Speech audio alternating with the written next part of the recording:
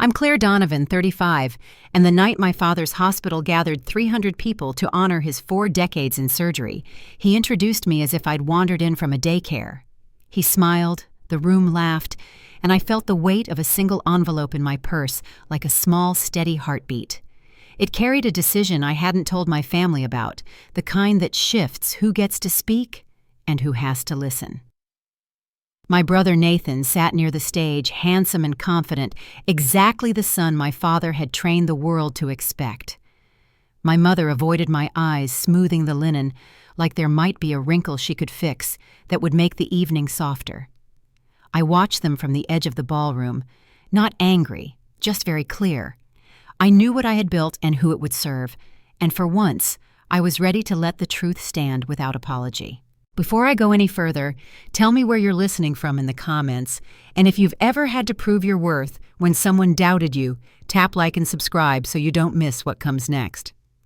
I grew up in a tidy brick house in Westchester where the clocks were set 5 minutes fast and dinner was plated like a checklist protein starch green, because in our family discipline meant love and excellence was a language you learned young. My father spoke that language in rounds and conferences. My mother had once spoken it in a nurse's uniform before stepping back to raise us. Nathan learned it in the shadow of surgical textbooks, and I carried it into small chairs and low tables where the hands were sticky and the work changed futures you can't see on a scan. I chose early childhood because the first years shape everything: how a child finds words, how they steady their grip, how they feel safe enough to try. Yet in a house where outcomes were measured in operating room statistics, my classroom sounded to them like songs and crayons. I earned my master's, wrote a thesis on neuroplasticity, built a program that brought pediatric therapists into the classroom, and watched parents drive across districts because they'd heard, "We didn't just care, we measured and improved." Still at holidays, Nathan's cases filled the table talk, and my father would turn to me with a fond smile and ask how the little ones were, like I kept goldfish. The divide between our worlds wasn't only about money, though. It didn't help that Baycrest paid surgeons the way foundations pay CEOs, while my school paid me enough to keep a small apartment over a bakery and a second-hand sedan. It was about what counted as real work. In my father's orbit, intensity proved value, and intensity looked like night calls and long procedures and papers with names stacked like skyscrapers. He admired sacrifice, and I had it too, just different. Mine showed up at 7 a.m. with a child who hadn't slept with a parent, holding fear in both hands, with a team figuring out if what looked like stubbornness was actually sensory overload. Dr. Marion Porter saw it early, pushed me to publish, pushed me to partner with clinics, reminded me that if I wanted a bigger table, I'd need a bigger room. When the Whitaker Foundation opened a search for a director to bridge health and education, she called me and said, "Apply, and don't mention it at home until you have something in writing." I didn't argue. 3 months before that gala, we sat at Sunday dinner, and my father announced the celebration like a chief surgeon delivering good news after a long operation, eyes bright, timeline, precise assignments already in his head. He asked Nathan to present the Lifetime Award, then turned to me with a chuckle and said, "My schedule was flexible, so could I help with the centerpieces and seating chart?" I nodded, because old habits sit deep, but my phone buzzed under the napkin with a final round invitation from Whitaker, and for the first time, I didn't swallow the moment.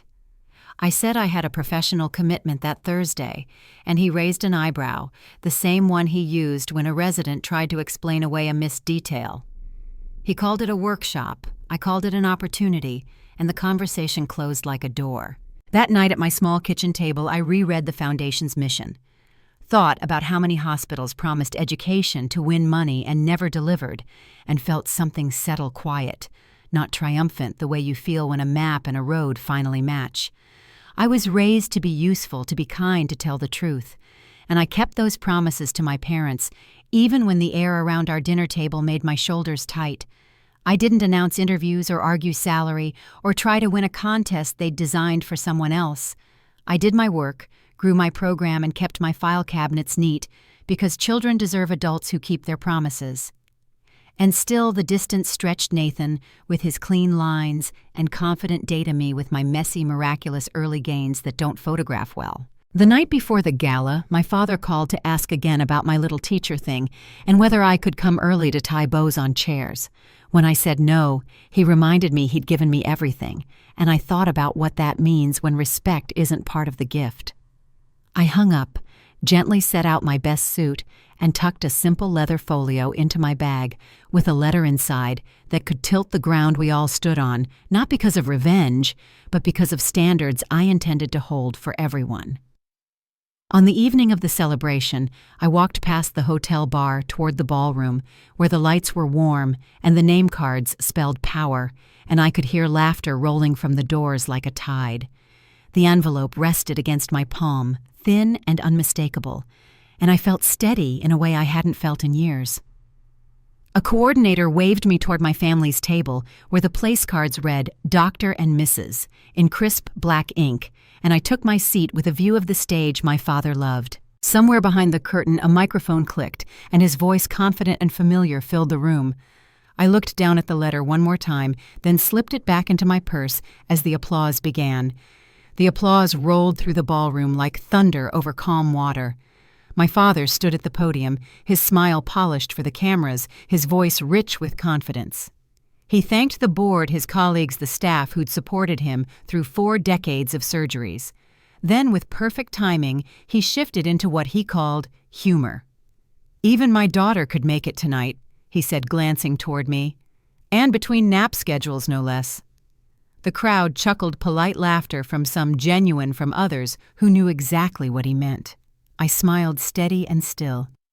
My mother's eyes stayed on her wineglass, and Nathan stared straight ahead, expression fixed.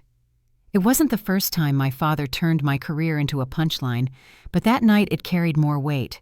300 people filled the room, administrators, surgeons, donors, the very foundation leaders whose approval he counted on.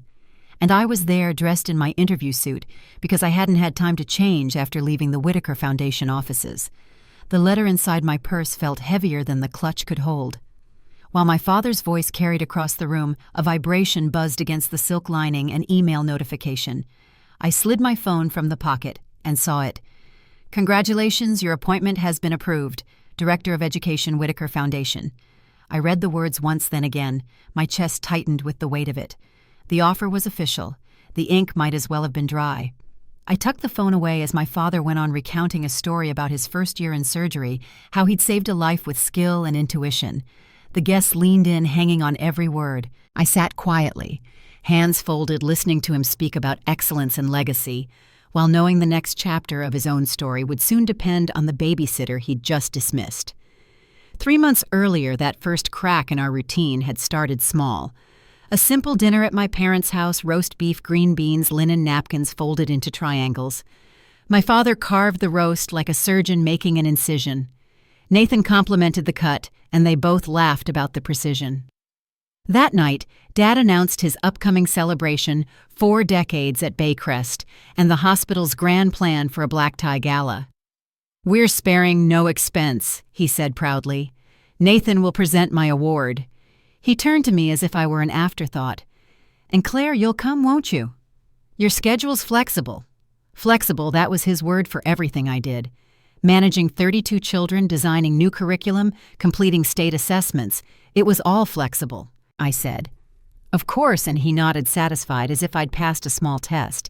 He didn't ask about my work, didn't mention that it had been nearly 2 years since he'd last visited my classroom or acknowledged my promotion. I glanced at my mother, who passed the green beans without a word. As the conversation turned to Nathan's latest cardiac case, I sat there thinking about the message that had arrived earlier that day, an invitation from the Whitaker Foundation for a final interview. It was the largest philanthropic organization in the state, managing hundreds of millions in grants. The position was everything I'd worked toward: Director of Education, overseeing programs that connected schools and healthcare systems. My mentor, Dr. Porter, had encouraged me to apply, but advised keeping it quiet. My father's disapproval had a way of spreading fast. At that dinner, Nathan described a rare diagnosis. He'd made his tone confident, his gestures precise. My father listened like a conductor to a favorite symphony, interrupting with approving nods. Every word between them carried the rhythm of pride. I stayed silent, pushing peas around my plate, my mind already set on Thursday's interview. When my phone buzzed, Dad didn't look up. No phones at dinner, he said automatically, the same rule from our teenage years. I slipped it back into my pocket, but not before seeing the subject line, "Final Interview Confirmation." That night I reread every line of the email. The Foundation's new initiative aimed to bridge health and education for at-risk children. They needed someone who understood both systems, someone fluent in data empathy and evidence. I knew I could do it. What I didn't realize then was that one of the pending grants on their list came from Baycrest Medical Center, my father's hospital. His legacy project, an expansion of the cardiac unit, with a $5 million funding request, sat waiting for review. The irony was quiet but sharp. If I earned that position, I'd be part of the team responsible for evaluating his proposal. The man who called me a babysitter would depend on my department's standards for his dream project. That night, I sat in my small apartment surrounded by lesson plans and research binders. My master's thesis sat on the shelf, Neuroplasticity and Early Childhood Intervention, published, cited, never once mentioned by my father. He'd read my brother's medical papers line by line, but he'd never opened mine. When Dr. Porter called that week to confirm the interview details, I told her the truth. My father wants me to help with his gala that day. Her laugh was short, kind. Claire, there are defining moments in every career. Choose carefully which one you show up for. By Wednesday, I had made my choice. I called my father that evening. I can't help with the preparations tomorrow, I said. I have a professional commitment. His tone dropped. A workshop. I hesitated. An interview.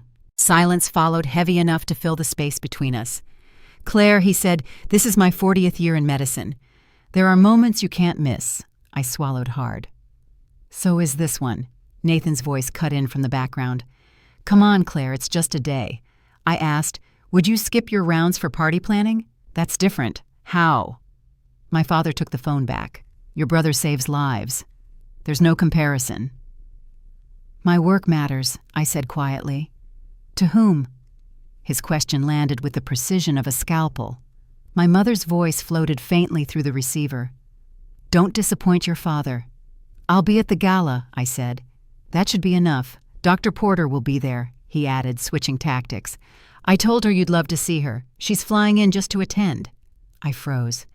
Dr. Porter, my mentor, my reference, and now my interviewer, was also attending his celebration. I'm sure I'll see her, I said carefully. She mentioned a meeting downtown before stopping by to help with decorations around 4. He continued, his tone too casual. I felt the air leave my lungs. That meeting downtown was my interview scheduled for 2 o'clock. He didn't know, but he was testing me, pulling strings he didn't understand. This attitude of yours, he started again. It's selfish. This is about professionalism. This family has given you everything. Everything but respect, I said before I could stop myself. There was a pause, the kind that stretches into silence when two people realize the bridge between them is cracking. Then his voice hardened. If you can't prioritize family, maybe you shouldn't come at all. Maybe I shouldn't, I replied, and ended the call. I sat at my kitchen table afterward, the phone still in my hand, my pulse steady but strong. Outside, the city hummed. I thought about what it meant to choose myself not out of defiance, but necessity.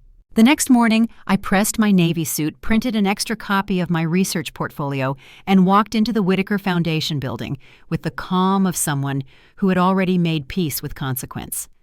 The interview began with Eleanor Whitaker herself, flanked by 2 board members, and Dr. Porter. Ms. Donovan Eleanor said, "Tell us about your integrated learning model." I spoke about how I'd partnered with pediatric therapists, how early intervention could close achievement gaps before they opened.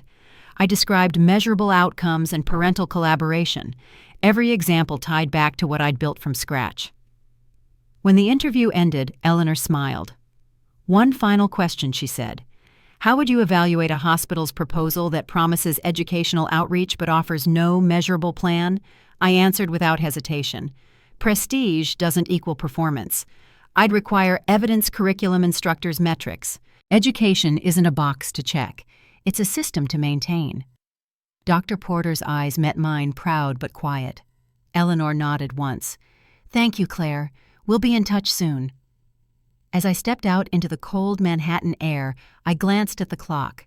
The gala started in 3 hours. My phone buzzed again, a missed call from my father. I didn't answer. I walked toward the subway, the city moving around me, unaware that tomorrow the same hospital that mocked my profession would soon depend on my definition of integrity. That night, the ballroom would fill again with laughter, my father's voice steady and sure. But this time, the balance of power would shift quietly, waiting for its moment to be seen. The next morning, sunlight came through my blinds like it was testing my resolve. I sat at the kitchen counter with a cup of coffee, reviewing the notes from my interview one more time. The meeting at the Whitaker Foundation had gone better than I could have imagined, yet the aftertaste of the previous night's argument still lingered. My father hadn't called again, but 3 missed messages from my mother waited on my phone, each more anxious than the last. When I finally called back, her voice carried the familiar blend of warmth and caution. "Claire, your father didn't sleep," she said. "He thinks you're being stubborn." "I'm not being stubborn," I answered quietly. "I'm working." "You could have worked any other day," she said, her tone softer now. "This gala means the world to him. I'll be there tonight," I promised. "That should be enough." I hung up before she could add anything else. For years, our family had practiced an unspoken rule. My father's priorities came first, and everyone else adjusted accordingly. It wasn't cruelty, just habit carved into the rhythm of our lives, but that morning I broke it. I put on the navy suit again, tucked my notebook into my bag, and stepped out the door without waiting for anyone's approval. The subway ride downtown was crowded and loud, but I barely heard it. My thoughts circled the same questions. What if he finds out before the gala? What if this offer changes everything? And what if it doesn't?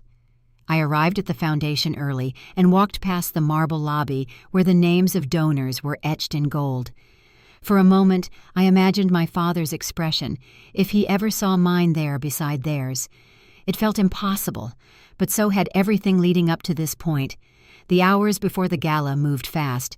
I submitted my signed acceptance to the Foundation's HR office, then met briefly with Dr. Porter, who congratulated me and reminded me to keep tonight professional. When I asked what she meant, she smiled. "You'll see soon enough." By evening, the city air had cooled. I reached the hotel where the celebration was held just as the valet line stretched into a curve of headlights. Inside the ballroom glittered white linens, chandeliers, gold-rimmed glasses that caught the light with every tilt. The music was low and polished. I found my mother near the entrance arranging place cards with the event coordinator. She looked relieved and tired all at once when she saw me. "You made it," she whispered, straightening the lapel of my jacket. "Try not to look so serious. This is your father's night." "He'll get his night," I said, and followed her into the crowd. When I reached our table, Nathan was already there, talking with 2 other doctors. He gave me a nod, the kind that said, "Let's keep the peace." My father was at the podium, microphone in hand, his voice carrying easily across the room. 4 decades in medicine, he began, and I still wake up excited for the next challenge. Applause rippled through the audience. He thanked mentors, colleagues, and patients. Then, as if on cue, he looked toward our table. "Even my daughter managed to come," he said, smiling wide. "I guess nap time ended early." Laughter followed, low and awkward at first, then louder when others joined in. I felt the sound wash over me, a familiar mix of embarrassment and resignation. My mother's hand brushed mine under the table, her silent plea to let it go. But the moment stretched too long, and I knew people were watching for my reaction. I lifted my glass and smiled. It was easier than showing anything else. As the speeches continued, I checked my phone. There it was, the official message from the Whitaker Foundation confirming my appointment. My throat tightened. I read the first line twice. "Congratulations, Director Donovan. The timing was surreal."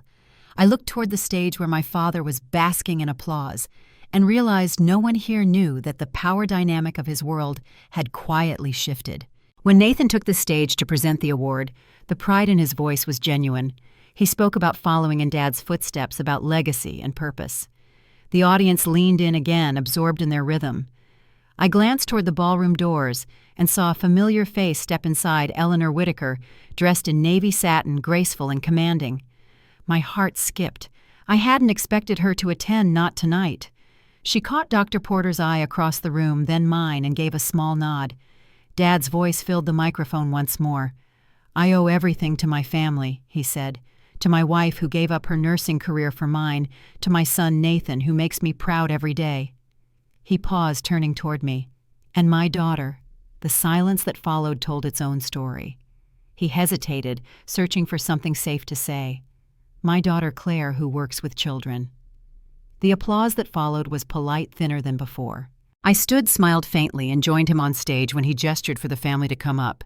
The lights were bright, and I could feel the warmth of the spotlights against my skin. My father rested a hand on my shoulder, presenting us as his life's work, his wife, his son, and me. The convenient footnote. He leaned into the microphone again. "Nathan here has just published his 3rd paper on cardiac arrhythmia. Claire makes construction paper turkeys." Laughter broke out again, but this time I didn't hide. "They're called fine motor exercises," I said, my voice calm and steady. "Of course they are," he replied with a chuckle, and the crowd softened into uneasy silence. Before he could continue, Eleanor Whitaker stepped forward from the side of the stage. The event coordinator quickly handed her a spare microphone, confusion flickering across his face. My father's smile faltered as she climbed the steps. "Thomas, I hope you don't mind," she said with practiced warmth. I couldn't resist saying a few words. The audience murmured in curiosity. My father straightened, still trying to read the moment. "Of course, Eleanor. Please." She turned to the room, her voice clear and composed. "The Whitaker Foundation has always admired excellence in medicine, but tonight I'd like to celebrate a different kind of excellence, the kind that shapes it before it's visible." She glanced at me, then back to the crowd. "We've spent months searching for a director of education who can bridge healthcare and learning, someone with both academic rigor and field experience. I'm pleased to announce we've found her." The room hushed. I felt the weight of 300 eyes shift toward me. "Claire Donovan," she continued, "has accepted the position of Director of Education at the Whitaker Foundation.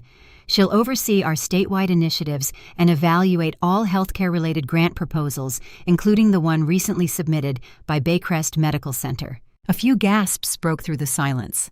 My father froze, the color draining from his face. Nathan blinked, unsure if he'd heard correctly. My mother clutched her clutch so tightly her knuckles whitened.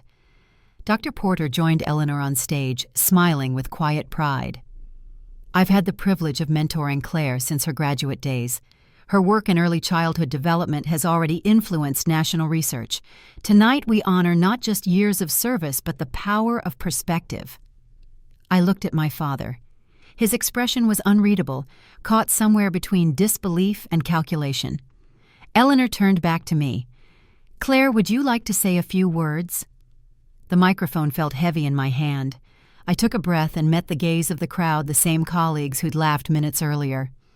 "Thank you, Eleanor," I began. "I'm honored to help build the bridge between healthcare and education. Every doctor in this room once had a teacher who showed them how to hold a pencil before they held a scalpel. Learning begins long before diagnosis." The silence that followed was absolute. Then soft applause grew into something steady. I handed the microphone back to Eleanor, who smiled and faced the audience once more. "The Foundation looks forward to working closely with Baycrest and other institutions in this new chapter," she said. "We're confident in Claire's leadership and integrity." As the applause swelled, my father finally found his voice. "This is quite a surprise," he said, forcing a smile.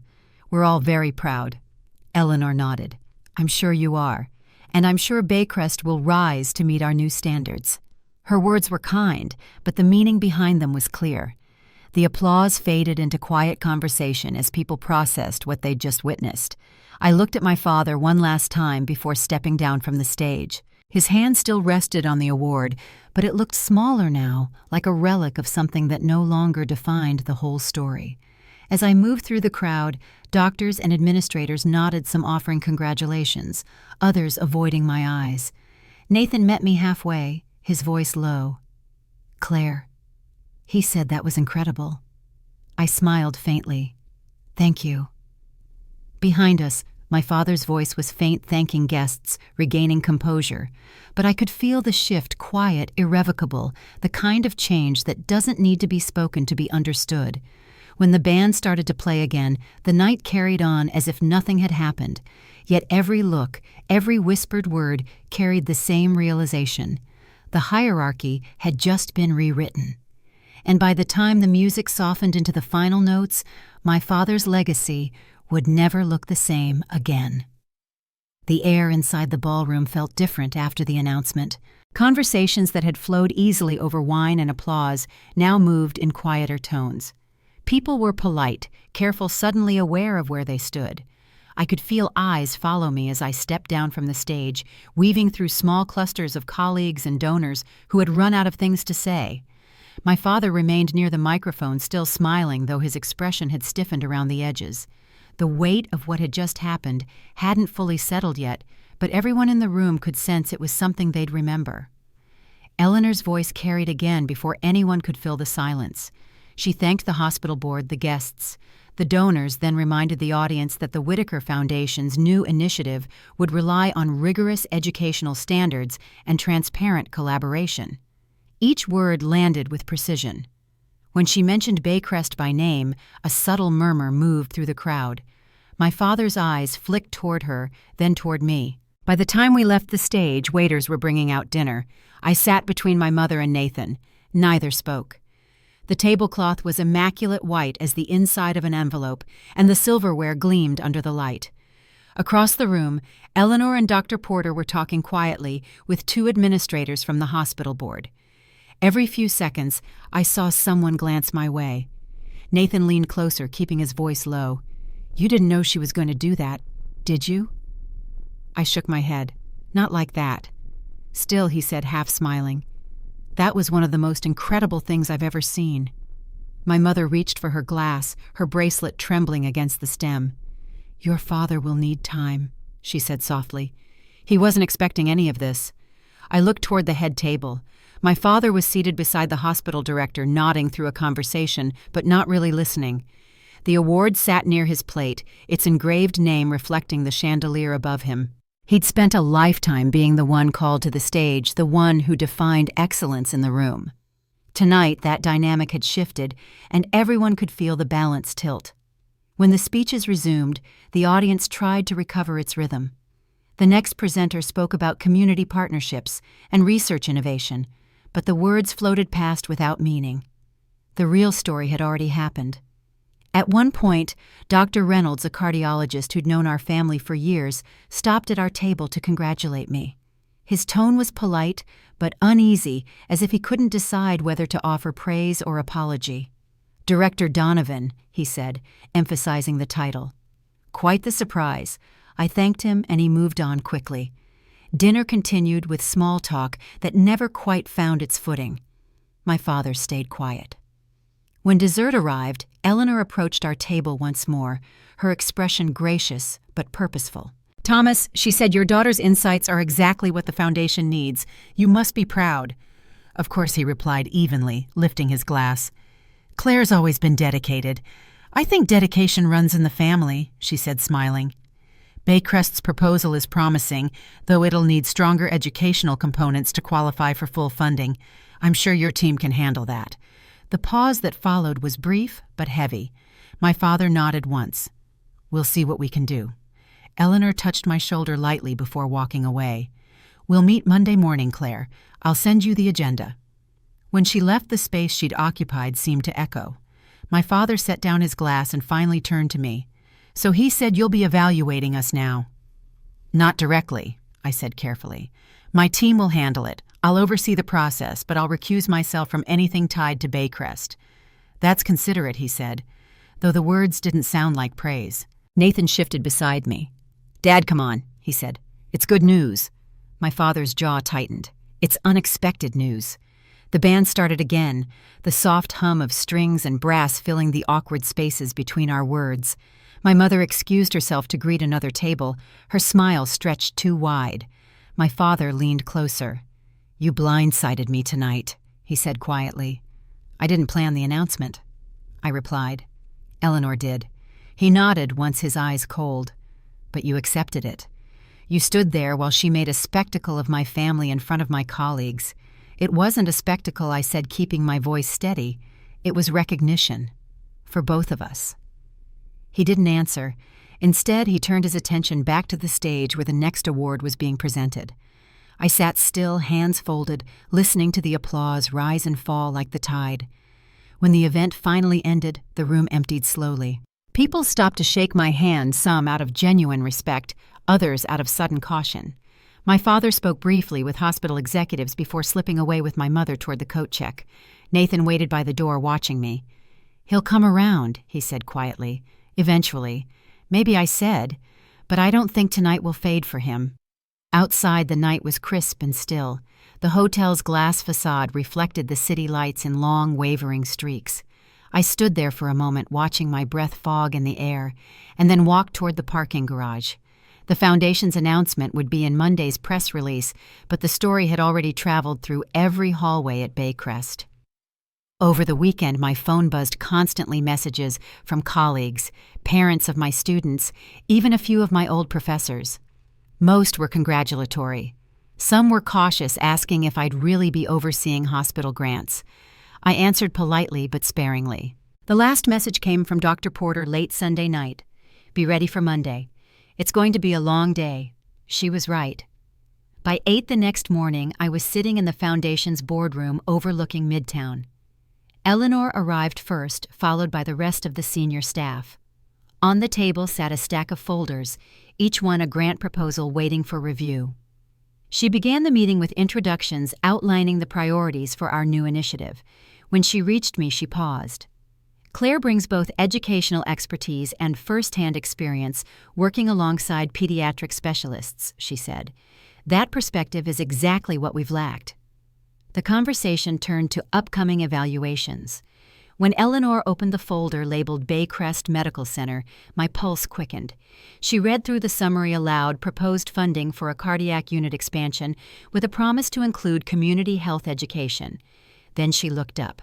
"The medical component is excellent," she said, "but the educational plan is thin. No clear curriculum, no staffing details, and only a vague budget allocation."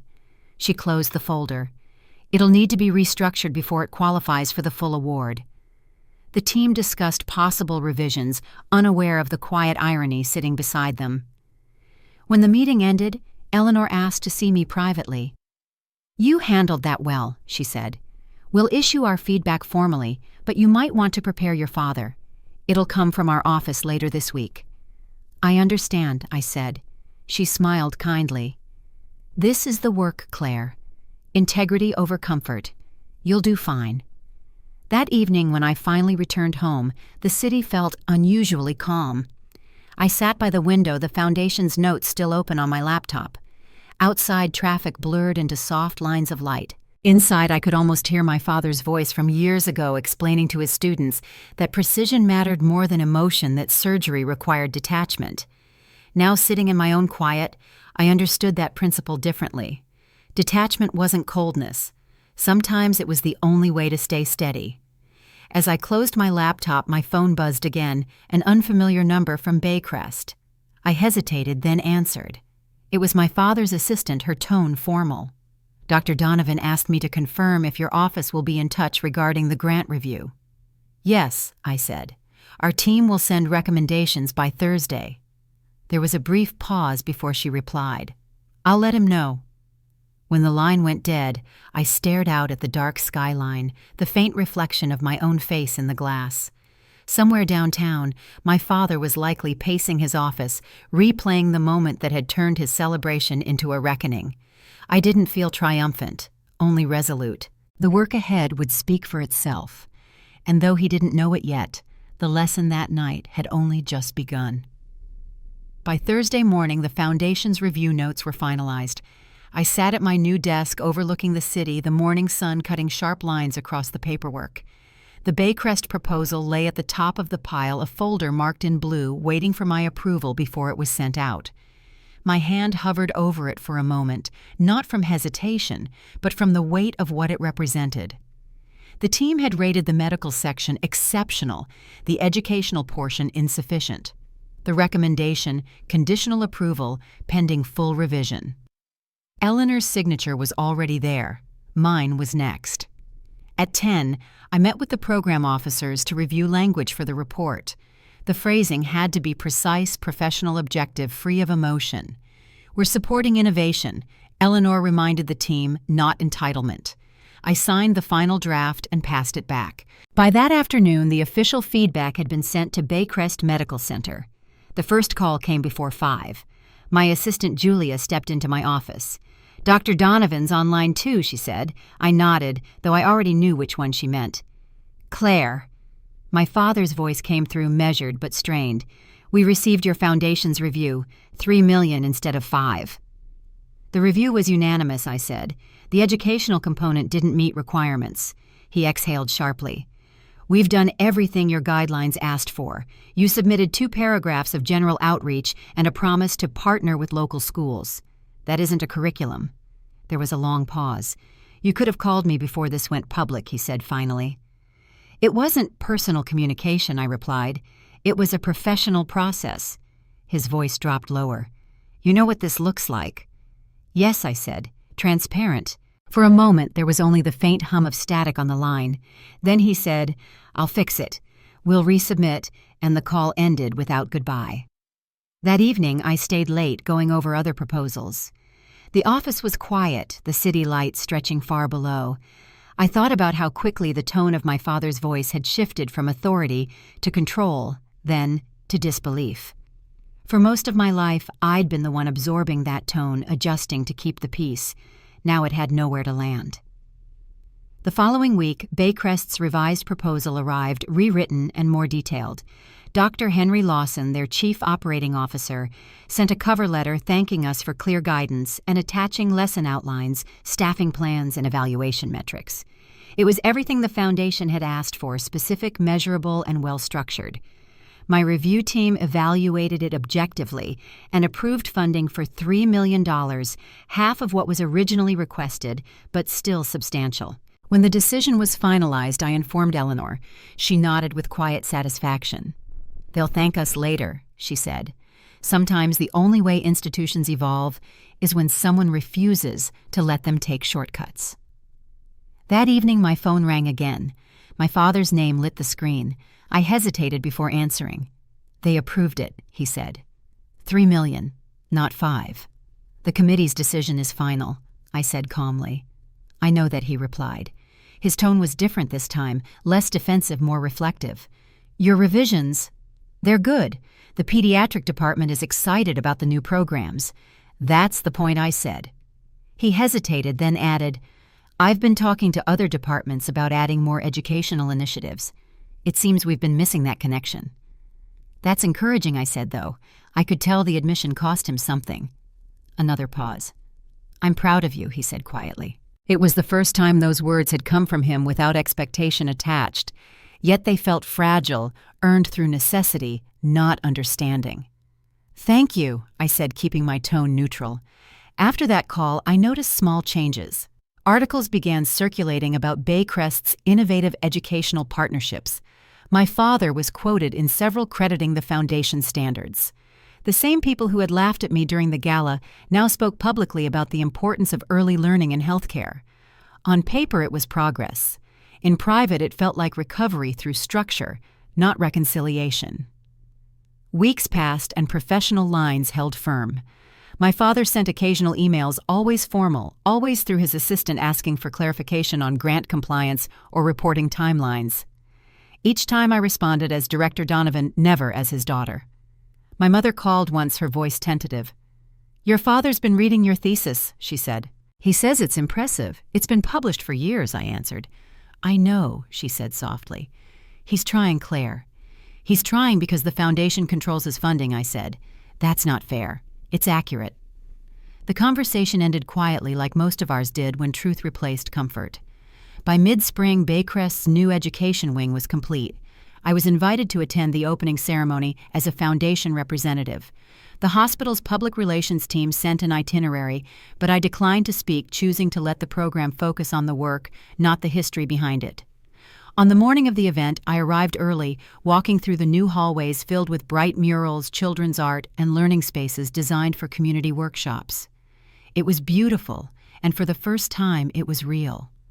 My father greeted me near the podium, his expression reserved but not unkind. "You came," he said. "I was invited," I replied.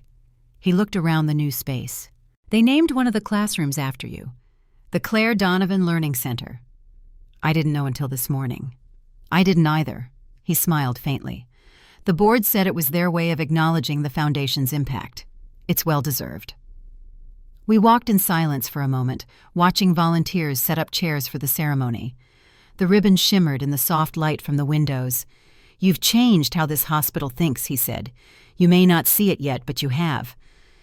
"Maybe," I said. "Maybe isn't giving yourself enough credit." The ceremony began shortly after. Administrators gave speeches, the mayor cut the ribbon. Cameras flashed. My father was the last to speak, his voice carrying through the crowd with familiar confidence. But this time his words were different. He spoke about collaboration, about listening across disciplines, about how medicine and education were inseparable. When he said my name, it wasn't as an afterthought. It was deliberate, precise. He finished with, "Every professional who shapes lives deserves respect." And for the first time, I believed he meant it. Afterward, I stood near the refreshment table as people offered polite congratulations. Nathan found me in the crowd. "He's changed," he said quietly. "He's funding scholarships for early education now. Named them after you. After my title," I corrected. "The Donovan Education Excellence Scholarships." Nathan smiled. "Still, it's something." It was. The change wasn't personal, but it was real, built through accountability and boundaries instead of apologies. My father approached as the crowd thinned, his expression serious but open. "We should talk," he said. "I have another meeting," I answered. "But you can schedule something through the foundation office." He blinked, then nodded slowly. "Of course. Business hours." The formality stung him. I saw it. But these were the terms he'd taught me: professional distance, measurable respect, no shortcuts. That night, as I sat in my apartment overlooking the city, I thought about how boundaries had reshaped everything between us. I no longer sought validation. What I had instead was space earned deliberate and finally mine. Outside, the skyline glowed with quiet steadiness, and for the first time in years I let that stillness settle. I knew this wasn't the end, only a pause before something deeper began, because respect could be learned, but understanding, real understanding, still waited to be tested. 3 weeks after the ribbon-cutting ceremony, my assistant Julia appeared at my office door. "Your father's online too," she said, the same careful tone she used when delivering difficult news. I nodded, signaling her to transfer the call. "Claire," my father began, his voice formal. "I wanted to discuss revisions to our next grant proposal. All proposals go through the standard process," I said. "Submit the updated version to the committee before the deadline." "I know that," he replied, his tone softening slightly. "But this is more nuanced. We're expanding our pediatric division, and I'd like your input before we finalize the education framework. My team handles reviews," I said. "You'll receive feedback from them directly." He exhaled audibly. "I'm not asking for special treatment. I just thought you could offer some insight as my daughter off the record." "There's no off the record for me," I said evenly. "We keep things transparent." Silence filled the line. Then more quietly he said, "You've changed." "I've grown," I replied. "That's different." He didn't answer right away. "Well," he said finally, "if your office can recommend an educational consultant, we're willing to bring one in." "I'll have Julia send you a list," I said. "Appreciated," he replied. "Thank you for your time, Director Donovan." The call ended on that title, his voice heavy around it. Later that evening, as I gathered my papers, a text arrived from Nathan. "Dad's driving everyone crazy about the proposal. He keeps quoting your standards like scripture. Maybe come to dinner this weekend." I stared at the message, unsure how to respond. The thought of returning to that dining room, the same one where my father once measured worth by degrees and salaries, felt complicated. Still, I typed back, "I'll think about it." When I arrived at my apartment that night, the city outside my windows glowed with steady light. It was almost strange how peaceful things felt now. Work was demanding but steady, and the Foundation's new programs were expanding quickly. Yet under that calm, there was an ache, a quiet distance that no title could bridge. A few nights later, my mother called. "Your father's been reading your thesis," she said, her voice warm but tentative. "He says it's impressive." "It's been public for over a decade," I answered. "I know," she said softly. "But I think he's finally trying to understand it, because it affects his funding," I said. "That's not fair." "It's true," I replied gently. There was a pause. "He wants you at dinner Sunday," she said.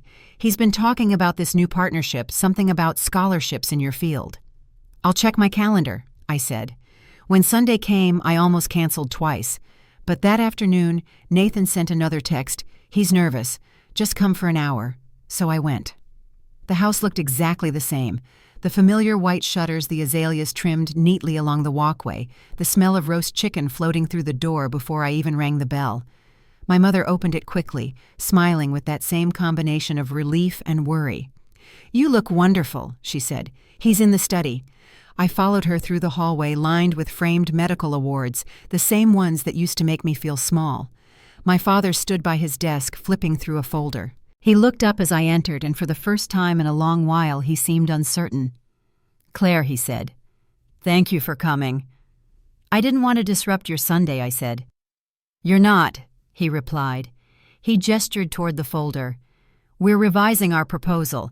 I've been trying to incorporate everything your foundation outlined: curriculum, evaluation metrics, measurable outcomes. But the team's struggling to understand how to translate educational theory into medical programs." "That's common," I said. "It's a different skill set." He nodded. "Could you recommend someone to help them get it right?" "I can," I said. "But my office has to treat you like any other institution. I'll send a formal list of consultants." "That's fine," he said. "Whatever it takes to make this work."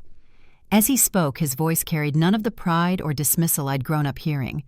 He looked tired, maybe even humbled. It was strange to see that in him a man so accustomed to control now facing a system that required cooperation.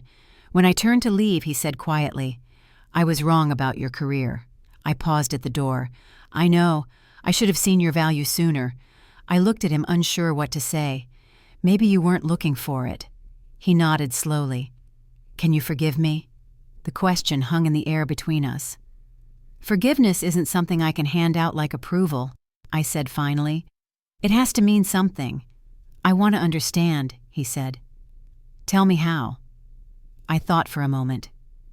"Come see what I do," I said. "Volunteer at one of our partner preschools. Not for credit, not for publicity. Just to see what it really is." He blinked. "You want me to teach, I want you to observe," I said. "Spend a few mornings there. See the work from the inside." He hesitated, then nodded. "If that's what it takes." 3 weeks later, I received an email from one of our program coordinators. "Dr. Donovan reported to the Maplewood Early Learning Center this morning. He's scheduled to assist weekly."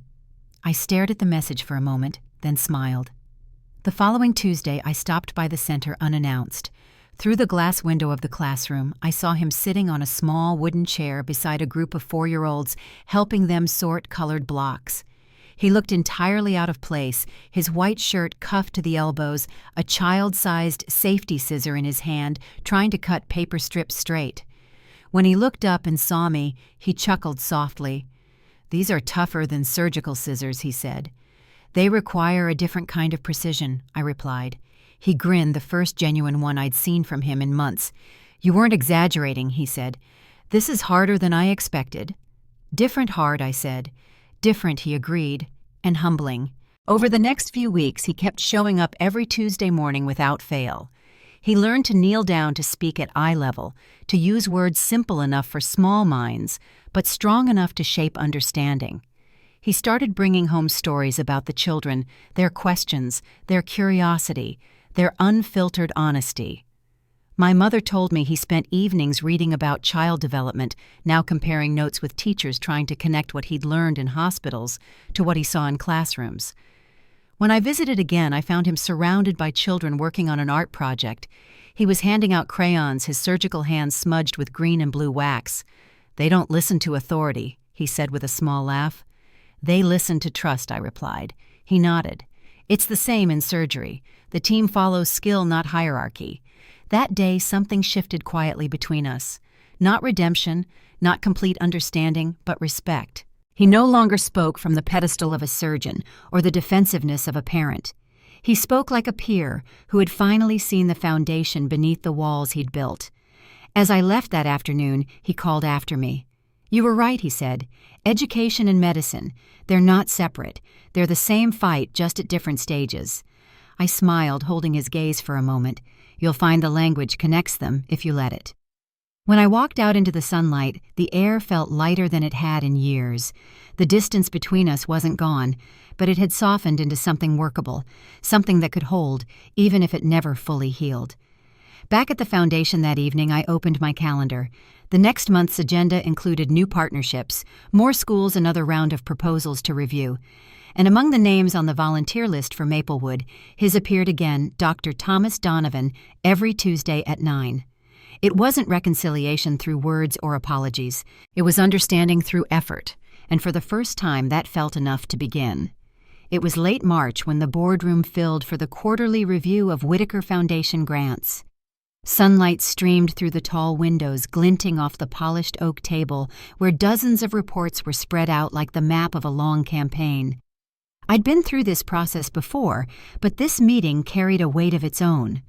For the first time, my father and his team were scheduled to present their progress to the Foundation Committee, not as an applicant, as a partner. The air felt steady but charged as Eleanor opened the session. Baycrest Medical Center, she began, has implemented remarkable educational reforms under Dr. Donovan's leadership. Their model now serves as a benchmark for other institutions in our network. She gestured toward me. "Director Donovan, would you like to add anything?" I kept my tone even, only that their results speak for themselves. Enrollment in pediatric learning programs has tripled. Family engagement scores have improved by 40%. The impact is measurable and sustained. Across the table, my father sat upright, his expression composed. For once, he didn't interrupt, didn't correct or qualify. When Eleanor thanked him personally, he nodded with quiet restraint. "Our progress came from collaboration," he said, "and from listening when we thought we already understood." The meeting moved briskly after that, filled with charts, metrics, and projections. But under the numbers, something deeper ran steady. The hierarchy that had once governed every interaction between us was gone. We were professionals, two names in the same report, linked by accountability, not authority. When the session ended, Eleanor invited us all to lunch in the Foundation's atrium. My father walked beside me silent until the crowd thinned. "I wanted to thank you," he said quietly. "For what?" "For holding your ground." He stopped walking, his hand resting lightly on the back of a chair. "I didn't realize until recently how much easier it is to dismiss someone than to understand them. You didn't let me do that." I looked at him for a moment. "It wasn't my job to teach you," I said. He smiled faintly. "Maybe not. But you did." That weekend I visited Maplewood again. The preschool buzzed with the sound of small voices and crayon boxes opening. My father was there, crouched near a group of children as they worked on a new project, building simple anatomical models out of clay. "This one's a heart one," boy announced proudly. My father studied the little red shape with mock seriousness. "You're missing the valves," he said, and the children laughed. After class, I found him cleaning paintbrushes in the sink. "They asked if you're coming next week," I said. "I wouldn't miss it," he replied. "I think I'm finally getting the hang of construction paper." I smiled. "You're not terrible at it." He chuckled. "Don't tell my colleagues. They'd never let me live it down." Later, when we walked out together, he said something that stayed with me. "You know, Claire, I used to think the hardest part of my work was the precision, the skill. But it's this, slowing down enough to see what's right in front of you." Spring came slowly that year, soft and deliberate. At the Foundation, our programs grew faster than expected. Other hospitals requested consultations. News outlets began covering the partnership between Whitaker and Baycrest, highlighting the shift toward community-based education.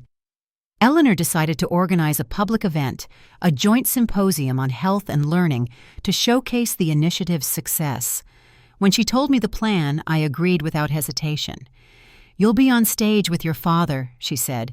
"People will want to hear both sides of the story." The day of the symposium, the auditorium filled early.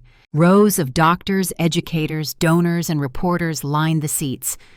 My father and I sat on opposite ends of the stage while Eleanor introduced the program. "What began as a grant has become a transformation," she said, "and at its core are two leaders who chose collaboration over ego." When it was my turn to speak, I focused on the data, the improved outcomes the broader community reach. Then my father took the microphone. He didn't talk about surgeries or accolades. Instead, he spoke about the first day he'd volunteered at Maplewood, about cutting paper circles too small for tiny hands. "It taught me humility," he said simply. "You can't lead anyone until you learn to meet them where they are." The applause that followed felt different, steady, meaningful, not the hollow kind that fills banquets and fades. When we left the stage, Eleanor met my eyes and smiled. "This is what progress looks like," she said. Afterward, while guests mingled in the reception hall, Nathan approached with 2 glasses of champagne. "You both looked like you'd rehearsed it," he said. "We didn't," I replied. "Could have fooled everyone," he said, handing me a glass. "Dad's already talking about expanding the program statewide." "Let him talk," I said. "Let the work decide." My father joined us soon after, still in conversation with a group of educators. When he finally turned to me, he said, "Eleanor wants to name the initiative after you." "The Donovan Model." I blinked. "That's not necessary. She insists. Says it represents what happens when persistence meets principle." I hesitated. "Only if it credits the team. Not me alone." He nodded. "That's exactly what I told her." The night stretched into quiet celebration, handshakes, photographs, quiet laughter. My father left before I did, but not before stopping at the door. "You've built something that will outlast both of us," he said. "I hope you know that." When the last guests had gone, I stood in the empty lobby, the echo of voices fading into stillness. Outside, the city lights reflected against the glass, casting a soft glow over the foundation's crest on the wall. It read, "Integrity, collaboration, learning," the same words we'd built the entire program on. A few days later, I received an envelope at my office. Inside was a letter on Baycrest letterhead. It wasn't from my father, it was signed by the hospital's board of directors. They were establishing a permanent education scholarship for early childhood specialists in healthcare settings. The note ended with one line, inspired by the standards set by Director Claire Donovan. I placed the letter on my desk and sat back staring at it for a long time. The shift I'd fought for had rooted itself beyond policy. It had become culture. And it wasn't about winning anymore. It was about legacy, reshaped by evidence and respect. That weekend, I visited my parents' home again. My mother was setting the table when I arrived. My father was in the backyard, trimming the roses. He looked up when I stepped outside. "You got the letter," he said. "I did. It's official. They want you to help choose the first scholarship recipient." "I'd like that," I said. He nodded. "I'm glad." For a long moment we stood together in the quiet hum of spring, the air filled with the scent of cut grass and roses. The distance that had once defined our lives had softened into something else, recognition, maybe even peace. He turned toward me, wiping his hands on a rag. "I used to think legacy was about what you leave behind," he said. "But it's not. It's about who you learn from before it's too late." I didn't answer. I just reached out, resting my hand briefly over his. He didn't pull away. As the sun dipped lower behind the trees, the sky caught a faint golden hue. It was quiet, not dramatic, but deeply still, the kind of peace that comes only when the noise finally stops. And standing there, I knew this story wasn't ending. It was only beginning to settle into the kind of truth that would carry both of us forward. By the time summer rolled around, the city felt softer, warmer, in ways that had little to do with the weather. The Whitaker Foundation's new programs were thriving, and my days were full of site visits, school partnerships, and long hours spent reviewing new proposals. But one Tuesday morning, as I passed the volunteer roster on my desk, I noticed my father's name still listed at Maplewood. He hadn't missed a single week. When I stopped by that afternoon, the classroom was alive with laughter. He sat at a small round table surrounded by children using paintbrushes to create shapes that vaguely resembled hearts. His tie was flecked with red paint, his sleeves rolled up. "You're early," he said when he saw me. "We're studying anatomy through art today." The children proudly held up their work, and he praised every effort like each one was a masterpiece. Watching him in that moment, I realized he'd finally stepped into a space he'd once dismissed, a place where patience mattered more than prestige. After class, he cleaned up quietly, then turned to me with a faint smile. "You know," he said, "these kids ask harder questions than most of my residents." I laughed softly. "They ask with honesty. That's the difference." He nodded. "They remind me what purpose really feels like." The following week, we attended the first scholarship ceremony at Baycrest. The new Donovan Education Excellence Awards were being presented to 10 early childhood educators working in hospitals across the state. My father gave the keynote address. His voice, once so sharp and commanding, had softened with time. He spoke about the invisible bridge between health and learning, about how understanding the human mind began long before the first anatomy lesson. "I spent decades saving lives," he said, "but my daughter taught me what it means to shape them." The audience rose in quiet applause. My mother, sitting beside me, reached for my hand. Her eyes glistened, and for the first time in years there was peace in her expression. After the ceremony, as we walked through the lobby together, my father said, "I never imagined this would be my legacy." "It's still yours," I said. "You just expanded it." He smiled faintly. "No, Claire, you did." A month later, I received an email from the hospital board confirming that my father's research department had dedicated a new wing to collaborative education programs. They'd named it the Whitaker Donovan Center for Early Learning and Health. It felt symbolic, 2 names side by side representing everything we'd fought for separately and finally learned to build together. That weekend, we gathered at my parents' house for dinner. Nathan and his wife brought their new baby, and the air felt easy, unburdened. My father was different now, still proud, but no longer distant. He asked questions about my work, not out of politeness, but curiosity. When he listened, it was with genuine respect. After dessert, he joined me on the porch, the same place where we'd argued so many times before. The evening breeze carried the faint scent of lilacs, and the sun dipped behind the trees, painting the sky in soft, pink light. "You know," he said, "for most of my life, I thought success was about being the best in the room. And now I asked." He looked out across the yard.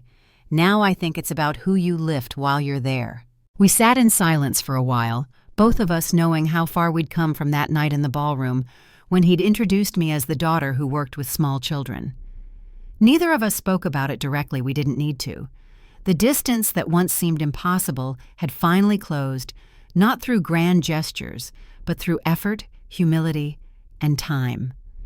In the months that followed, my father continued volunteering at Maplewood, eventually mentoring a young boy who reminded him of himself, curious, stubborn, endlessly questioning. He told me once, "That child will grow up knowing he matters." That's something I can finally say I helped with. One Friday afternoon, I stopped by the Whitaker Foundation after a long meeting. On my desk sat a small wooden frame wrapped in a ribbon. Inside was a photo of my father at the preschool kneeling beside a child holding a paper heart. The caption read, "For Dr. Donovan, who finally learned the power of small hands." The gift had come from the teachers at Maplewood. I placed it beside my computer where I could see it every morning. Sometimes the justice we wait for doesn't arrive in a single moment. It unfolds slowly through choices that reshape us bit by bit. My father hadn't become a different man overnight, but he'd learned to see value where he once saw weakness.